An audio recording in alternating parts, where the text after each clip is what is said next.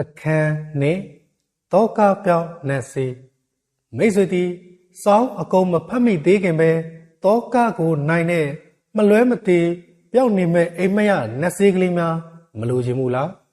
သင်လိုချင်ရင်အောက်ပါအကြောင်းအရာလေးတွေကိုဖတ်ကြည့်စမ်းပါလေနယူးယောက်မြို့တွင်နမဲကျော်အင်ဂျင်နီယာ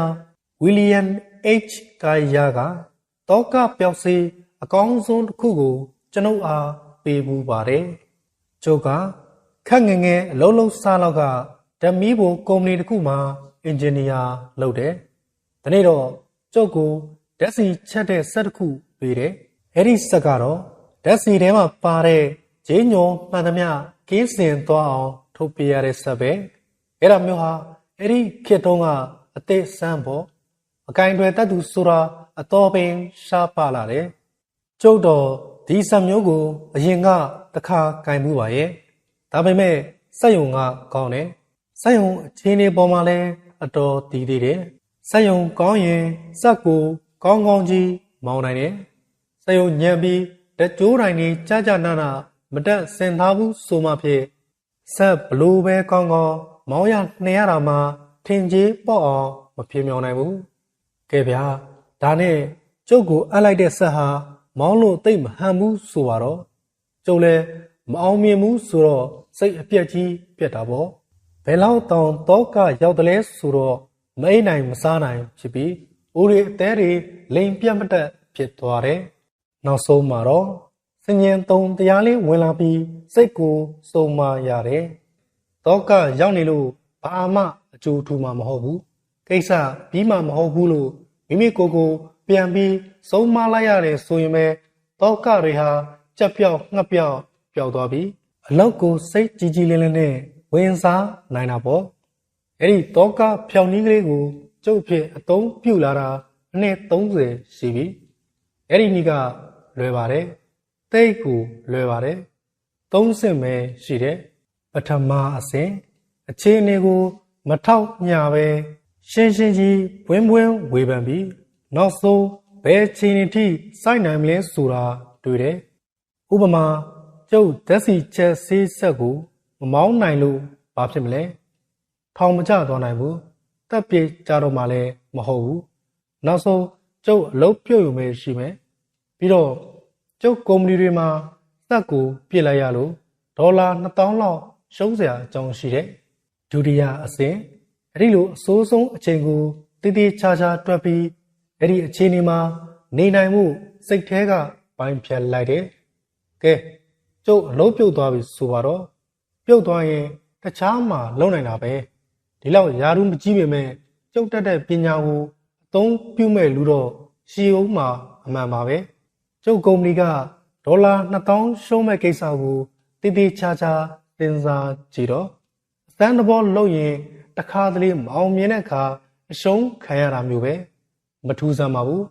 ကုမ္ပဏီအဖို့အရေးလဲကြီးစရာမလိုပါဘူးအဲ့ဒီလိုအရင်စစ်ပြီးတွေးတောဝေဖန်ကြည့်လိုက်တာနဲ့တပြိုင်နက်လက်ကားတသက်မဲ့ကြောင်းကြစိုးရိမ်နေတဲ့စိတ်တွေပျောက်ကုန်ပါလေရောတောကတွေပျောက်သွားတာနဲ့တပြိုင်နက်မအိမ်နိုင်မစားနိုင်ဖြစ်ခဲ့တာတွေကိုသူချပြီးအိတ်လိုက်စားလိုက်နဲ့စိတ်တစ်မျိုးပျော်လာတော့တာပဲပြီးတော့စဉ်းစားနိုင်လာတယ်အဲ့ဒီတော့မှတတိယအဆင့်ကိုတက်တယ်တတိယအဆင့်အစိုးဆုံးခြေနေကိုကြည့်ပြီးကိုယ်ပိုင်ဖြစ်တဲ့ဉာဏ်အင်အားကိုစိုက်ထုတ်ပြီးတိုးတက်ကောင်းမွန်အောင်စိတ်ချလက်ချကြိုးစားရတော့တယ်အခုကြာတော့မှပဲကုမ္ပဏီကဒေါ်လာ2000ဆုံးမဲ့အစားဘလောက်ပြန်ရအောင်ဘလို့လုပ်ရမလဲဆိုတာတွေးတော်မိတော့တယ်ဒီတော့မှနောက်ထပ်ဒေါ်လာ9000အကုန်ခံလိုက်ရင်အောင်မြင်စရာလမ်းမြင်လာတယ်အဲ့ဒီလိုလုပ်လိုက်တော့မှကုမ္ပဏီမှာဒေါ်လာ2000မရှုံးတဲ့အပြင်15000လောက်အမြတ်ထွက်လာတယ်ကျုပ်အလုံးမပြုတ်တဲ့အပြင်ယာရုလကတိုးလာတာကိုတော့ထည့်ပြီးမပြောပြရစေနဲ့တော့ဗျာအကယ်၍သာကျုပ်ဟာ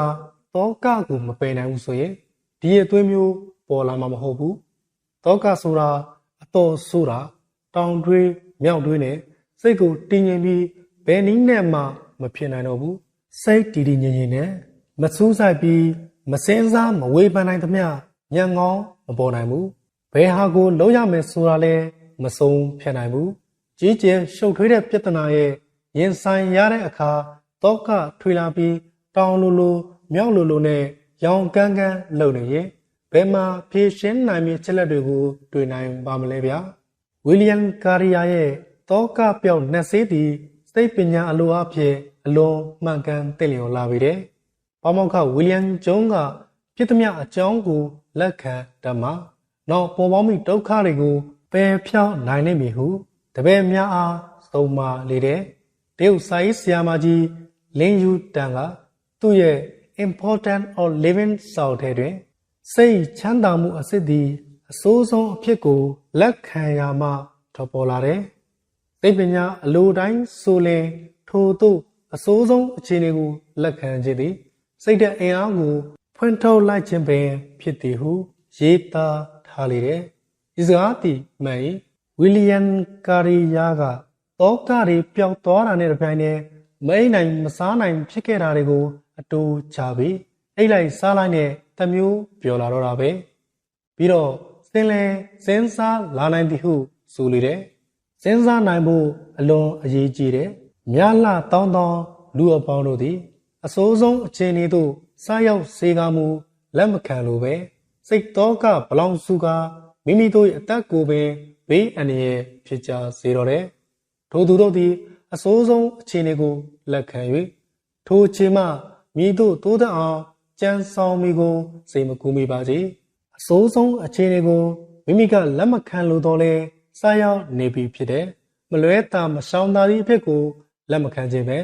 မိမိတို့အလိုအတိုင်းဘာကြောင့်မဖြစ်ရသလဲဟု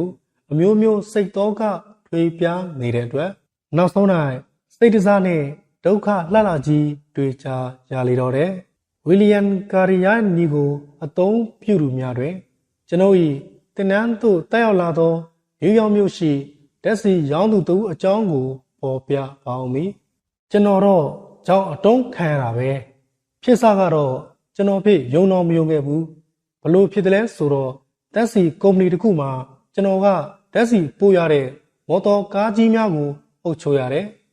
ရာရှင်စနစ်အရာဓာတ်ဆီဝယ်ကြသူတွေကိုအမိန်စည်းကမ်းအတိုင်းပေးရမှာကိုဓာတ်ဆီပို့ကားဒရိုင်ဘာတယောက်ကရာရှင်မထုတ်ဘဲမှောင်ခိုဈေးမှာရောင်းစားနေတာကိုနောက်ကြတော့သိရတယ်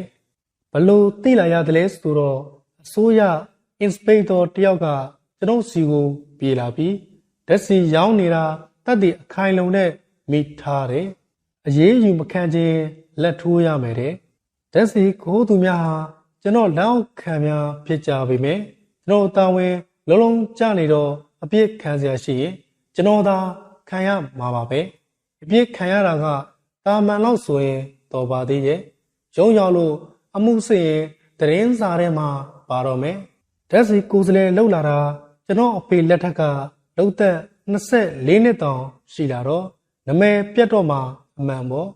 ဒါကိုတွေးပြီးကျွန်တော်မအိမ်နိုင်မစားနိုင်ဖြစ်နေတော့တာပဲအင်စပိက္တော်ဆိုတဲ့ကောင်ကိုသူတောင်းတဲ့ဒေါ်လာငွေ9000ပေးလိုက်ရမှာလားမပေးပဲရုံးအတင်ခံရမှာလားဆိုတာကိုဝေခွဲလို့မရဖြစ်နေတယ်အဲ့ဒီလိုစိတ်ဒုက္ခရောက်နေတော့မှတောကဖြောင်နီးတင်နန်းကပေးလိုက်တဲ့သင်္ကန်းစာထဲမှာကာရီယာနီလန်းကိုတွားပြီးတွေ့မိတယ်အဲ့ဒီနည်းကိုချက်ချင်းအသုံးပြုမိလိုက်မိပါတယ်ငါသည်လက်ကိုမပေးရင်အဆိုးဆုံးဘာဖြစ်မှာလဲလို့ကျွန်တော်မေးမိတယ်ထွက်လာတဲ့အဖြေကတော့ကျွန်တော်လုပ်ငန်းပျက်စီးရုံပဲထောင်တော့မကြနိုင်ဘူးနမဲပြတ်တာပဲဖတ်တယ်မယ်ကဲလုပ်ငန်းပြတ်ပြီးတော့ငါလိုဓာတ်ဆီအကြောင်းကောင်းကောင်းသိတဲ့လူမျိုးကိုအသုံးပြုခြင်းနဲ့ဓာတ်ဆီကုမ္ပဏီတွေရှိသားပဲသူတို့စီကအလုပ်တစ်ခုခုတော့ရမှာပေါ့အဲ့ဒီအတွေးလဲဝင်လာရောပူနေတဲ့ရင်ဟာအတော်ကလေးအေးသွားတယ်3 နှစ် 3 ညတာပူပန်တောကဖြစ်နေတဲ့အသေးနှလုံးဟာအတော်ကလေးနေတာလာပါတယ်အဲ့ဒီတော့မှပဲဗျာစိတ်ရှင်းရှင်းနဲ့ကိုယ့်အဖြစ်ကိုတွေးနိုင်တော့တယ်အစိုးဆုံးဘဝကနေပြီးဘလို့ကောင်းမွန်ကြံဆောင်ရမယ်ဆိုတာအကြံထုံနိုင်တော့တယ်အဖြစ်ပြအကြောင်းစုံကိုတရားသူကြီးစီကိုသွားပြောပြတယ်ပြောပြလိုက်တဲ့ဆိုရင်ပဲတရားသူကြီးကအင်စပိက္တော်ဆိုတဲ့အကောင်ဟာဟန်ဆောင်နေတဲ့လူဆိုးတယောက်ပဲတဲ့အဲ့ဒီအကောင်ကိုပြစ်မှုတစ်ခုကြောင့်ပလိတ်ကလိုက်နေတယ်လို့ပြောလိုက်တယ်တရားသူကြီးစကားကိုကြားမှကျွန်တော်ဖြစ်ကိုယ့်ကို အယမ်းမဲ့ဒုက္ခပေးမိတာကိုနောင်တရမိတယ်အခုလိုသာပြမပြောရင်လူဆိုးလက်ထက်ကိုဒေါ်လာ9000ထည့်လိုက်ရမှာပါဗျာထိုသူကသူ့အဖြစ်ပြမှန်ကိုဤသို့စီကာပကုံးပြောပြလိုက်တယ်ဝီလီယံကာရီယာကတောကားနဲ့စစ်ခင်းနေခိုင်းလောက်တွင်မစ်ဆူရီမြို့နေလူသူသည်ငါတော့တေဖို့နီးပြီဟုသဘောထားကတေတန်းစာတွင်ရေးနေတယ်ဟင်နီသည်ဝမ်းတွင်တတ်ယောဂဖြစ်နေသဖြင့်ဆရာဝန်များကမရနိုင်မှုလက်မှန်ချရလေတော့တယ်တေတန်းစာပဲရေးပါတော့ဗျာထိုကဲ့သို့ဆရာဝန်ကပြောင်ဖွင့်ပြောလေတယ်ဟင်နီသည်ထိုယောဂကြောင့်လကကောင်းသောယာရုကိုပင်စွန့်လွတ်လိုက်ရလေတယ်ယခုမူသူ့အဖို့တေဖို့သာပြင်ရတော့မီလေထိုအချိန်သို့စရောက်သည့်အခိုက်တွင်ဟင်နီသည်ခိုင်မာသောဆုံးဖြတ်ချက်တစ်ခုကိုချလိုက်မိလေတယ်သူဆုံးဖြတ်ချက်ကထူးဆန်းလာတယ်ငါကြာရှည်မနေရဘူးဆိုရင်နေရတဲ့အခိုက်မှာ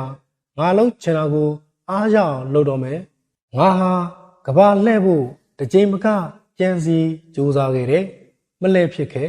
အခုမှပဲလှဲ့ဖြစ်တော့မယ်ဟုထို့သို့ဆိုကာကဘာလှဲ့ရန်ပြင်ဆင်လေတယ်ထိုဆုံးဖြတ်ချက်ကိုကြားရတော့သူ့ဆရာဝန်များကအံ့အားသင့်သွားလေတယ်ခမသွားရင်လမ်းမှာတေးမှာအမှန်ပဲထို့သို့ဆိုကြတယ်ဟာမသိဘူးဗျာကျုပ်ဆွေမျိုးတွေကိုဂရိတစ်ခုပေးထားတယ်ဘာလဲဆိုတော့ကျုပ်သိရင်ဆွေမျိုးသားချင်းတင်းချိုင်းစုထဲမှာတကြိုရမယ်ဆိုတဲ့ဂရိပဲဒါကြောင့်မို့ကျုပ်လမ်းမှာတေးရင်ကျုပ်အလောင်းကိုပြန်ယူလာဖို့မှာထားတယ်အခုကတည်းကအကောင့်တစ်ခုဝယ်သွားမယ်ဟင်နီဒီသူပြောတဲ့အတိုင်းအကောင့်တစ်လုံးကိုဝယ်၍သွားလျာယူသွားလေတယ်လမ်းတွင်သူတည်ခဲ့သောအကောင့်တွင်သူ့အလောင်းကိုထည့်၍နေရင်ဌာနသို့ပြန်ပို့ရန်တင်မောကုမ္ပဏီနှင့်စီစဉ်ထားလေတယ်ထို့တော့သူသည်လမ်းတစ်လျှောက်လုံးသူစားကျင်တာကိုစား၍နေခြင်းသလိုနေတယ်သူ့အဖို့လမ်းဆုံးတိုင်ထားသူဖြစ်သည်ဖြင့်တောကကင်းကွာလျက်ရှိလေတယ်ဘုံတိုင်းကြလာသည့်အခါ၌လည်းအသက်ဘေးရန်ကိုကြောက်ရွံ့၍တောကမပူတော့ချေတေးခြင်းသည်မသေးခြင်းနေဆိုတဲ့စိတ်ထားနဲ့နေလေတယ်အဲဒါကြောင့်ဘုံတိုင်းကြီးများကြလာတဲ့အခါအားလုံးသောခီးတယ်တို့မှာတောကရောက်ကြရတယ်သူ့အဖို့အသေးအေးစရာပျော်စရာကောင်းလာသည့်စွန်စားခန်းတည့်ရမြတာဖြစ်လေတယ်ကျွန်တော်ဖြင့်တင်းမောပေါ်မှာအရက်ကိုဝအောင်တောက်တယ်ကစားတယ်ညဆိုရင်လည်းတကောင်တန်းလွဲထိုင်တယ်တရုတ်ပြည်အိန္ဒိယတို့လောက်ရောက်ရင်ပဲကျွန်တော်မှရှိတဲ့တောကဆိုလို့တပြေးမျှမရှိတော့ဘူးဒီအရှိပိုင်းဒေသတွေမှာခံစားကြရတဲ့ဆင်းရဲဒုက္ခကိုမြင်လိုက်ရတော့အမေရိကန်ပြည်မှာတွေ့ရတဲ့ဒုက္ခဟာအလကားဟာဖြစ်သွားတော့တာပဲနက်ပြည်နဲ့ငရဲပြည်လောက်ပဲကွာတယ်ထင်မိပါတော့တယ်ကျွန်တော်အမေရိကန်ပြည်ရောက်လာတော့အသားကြီးဟာစူပြေလာပြီးကိုလေးချိန်ပေါင်90တိုးလာတယ်ဝမ်းနဲ့တက်ရှိတယ်ဆိုတော့သတိမရတော့ဘူးလမ်းမှာဆရာဝန်တွေပြောသလိုတေးဖို့ဝေးရောဘာကလေးတစ်ခုမှမဖြစ်ပါဘူးအမေရောက်တော့ကျမ်းမာလိုက်တာလဲလွန်ပါရောဗျာ